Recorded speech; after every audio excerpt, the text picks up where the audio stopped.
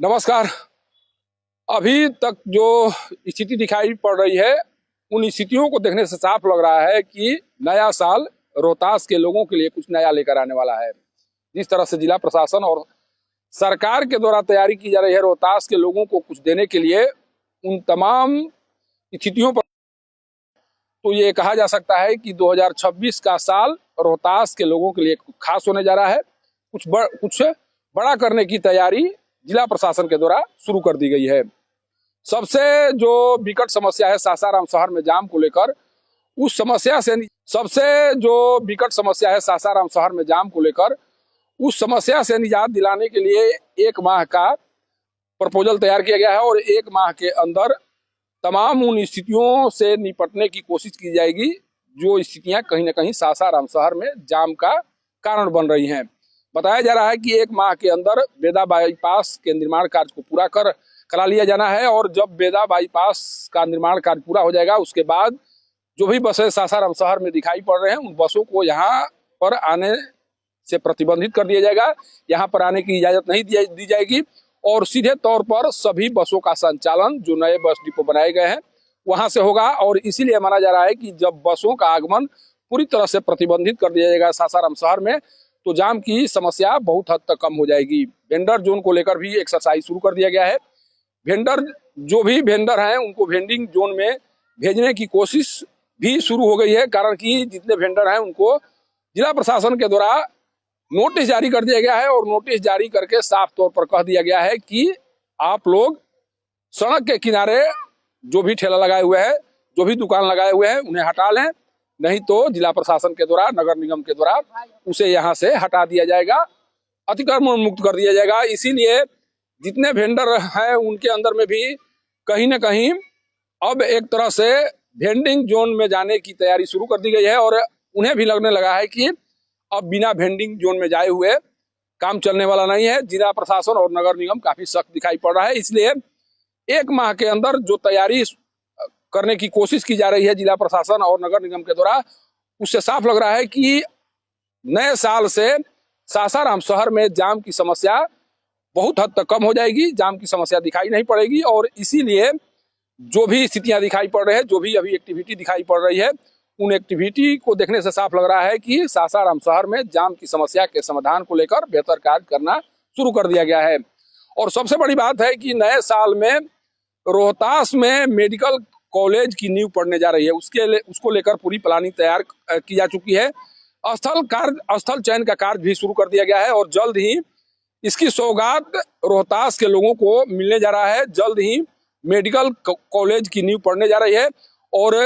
Medical college की नींव पड़ते ही मेडिकल कॉलेज के निर्माण के दिशा में जो कार्य होंगे, उस कार्यों के बाद जिस तरह से मेडिकल कॉलेज की मांग की जा रही थी, उन मांगों को जब पूरा कर दिया जाएगा तो बहुत हद तक जो चिकित्सीय सेवाएं हैं वो दुरुस्त हो जाएंगी। और इसीलिए कहा जा रहा है कि 2026 में जैसे ही मेडिकल कॉलेज की नींव डाली जाएगी उसके बाद एक नई क्रांति, चिकित्सा के क्षेत्र में एक नई क्रांति का शुभारंभ होगा और ये क्रांति रोहतास में बेहतर चिकित्सा सेवा को उपलब्ध कराने में कहीं न कहीं कारगर होगी। इसके साथ ही इस बार जो बिहार विधानसभा के चुनाव हुए, उस चुनाव में जिस तरह से महिलाओं के द्वारा बढ़ चढ़ कर भाग लिया गया, रोहतास के चुनावी इतिहास में शायद पहले कभी नहीं देखा गया कि महिलाओं के द्वारा इस तरह से मतदान प्रक्रिया में बढ़ चढ़ कर भाग लिया गया। इस बार महिलाओं के द्वारा जिस तरह से मतदान प्रक्रिया में बढ़ चढ़ कर भाग लिया गया है, इसीलिए सरकार का फोकस कहीं ना कहीं महिलाओं पर इस बार होते हुए दिखाई पड़ रहा है और महासाक्षरता अभियान की शुरुआत एक बार फिर से जिला में करने की तैयारी कर दी गई है। और तमाम महिलाएं जो साक्षर नहीं हो पाई हैं, उनको साक्षर बनाने के लिए जो महासाक्षरता अभियान चलाया जा रहा था, उस महासाक्षरता अभियान में भी तेजी लाने की कोशिश शुरू कर दी गई है। और 7 दिसंबर को महासाक्षरता परीक्षा की तैयारी की गई है और उन परीक्षाओं के माध्यम से महिलाओं में शिक्षा की जागरूकता लाने की कोशिश भी जिला प्रशासन के द्वारा की जाएगी। और सरकार की जो महत्वाकांक्षी योजना है, जिन योजनाओं को लेकर 10,000 रुपये प्रत्येक महिलाओं को दिए गए हैं, उन महिलाओं को आगे के कार्यों को जारी रखने के लिए भी सरकार की ओर से जो घोषणाएं की गई हैं, उन घोषणाओं को भी अमल में लाने की कोशिश शुरू होती हुई दिखाई पड़ रही है। इसीलिए कहा जा रहा है कि इस बार का सबसे ज्यादा फोकस महिलाओं के ऊपर दिखाई पड़ेगा। 2026 का जो साल आ रहा है उसमें महिलाएं कहीं न कहीं सरकार की नजरों में प्राथमिकता के तौर पर दिखाई पड़ेंगी और सरकार की ओर से कोशिश की जाएगी कि महिलाओं की जिंदगी को बेहतर बनाने के लिए बेहतर कार्य किए जाएं। जिला प्रशासन जिस तरह से आगे बढ़ने की कोशिश कर रहा है उस कोशिश में साफ तौर पर दिखाई पड़ रहा है कि रोहतास में जो पर्यटन की संभावनाएं हैं उन संभावनाओं को भी बेहतर बनाने की कोशिश शुरू की जा सकती है 2026 में। कारण कि जिस तरह से गुप्ता धाम से लेकर सुतला भवानी और तमाम जो पर्यटक स्थल हैं उन स्थलों पर फोकस किया गया है। जिला प्रशासन के द्वारा एक योजना बनाने की कोशिश की जा रही है कि किसी तरह से इन स्थलों का विकास हो और वहां पर ज्यादा से ज्यादा संख्या में पर्यटक पहुंच सके।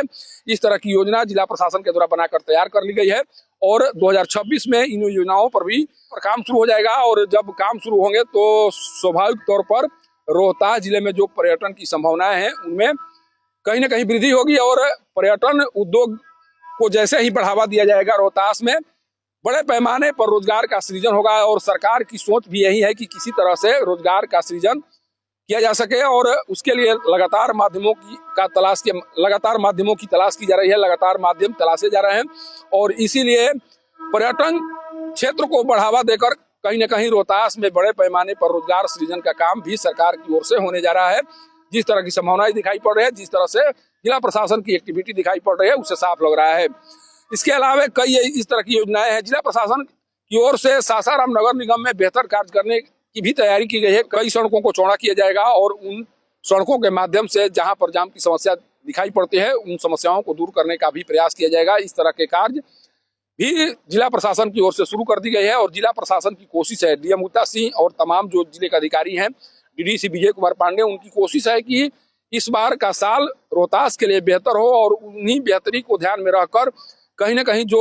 योजनाओं का चयन किया गया है, जिन योजनाओं के माध्यम से जिले के विकास करने की कोशिश की जा रही है उनको मूर्त रूप देने की कोशिश जिला प्रशासन के स्तर से शुरू हो चुका है। और इसीलिए माना जा रहा है कि 2026 में रोहतास के लोगों को बेहतर सौगात देने की तैयारी राज्य सरकार से लेकर जिला प्रशासन के अधिकारी करते हुए दिखाई पड़ेंगे। और सबसे बड़ी बात है कि उपेंद्र कुशवाहा की पत्नी स्नेहलता कुशवाहा जब से विधायक बनकर यहाँ से गई है, बेटे को जब से मंत्री बनाया गया है, उसके बाद से तमाम लोगों में उत्सुकता है जिले के विकास को लेकर। लगातार उन स्थितियों को भी बताया जा रहा है, उपेंद्र कुशवाहा से कहीं न कहीं अवगत कराया जा रहा है जिन स्थितियों के कारण जिले में विकास की संभावनाएं बाधित है और उन संभावनाओं को टटोलने का कार्य भी उपेंद्र कुशवाहा के द्वारा शुरू कर दिया गया है। और जब इस तरह के कार्य 2026 में प्रारंभ होंगे तो निश्चित तौर पर कहा जा सकता है कि 2026 का साल कहीं न कहीं रोहतास के लोगों के लिए बेहतर होगा। और इसी बेहतरी को बरकरार रखने के लिए, इसी बेहतरी को सामने लाने के लिए जिला प्रशासन की ओर से तमाम कार्य करने प्रारंभ कर दिए गए हैं। और देखना यह होगा कि 2026 में किन योजनाओं की नींव पड़ती है और कौन सी योजनाएं मूर्त रूप लेती हुई दिखाई पड़ती हैं। सासाराम से पब्लिक न्यूज के लिए सत्येंद्र चौबे की रिपोर्ट।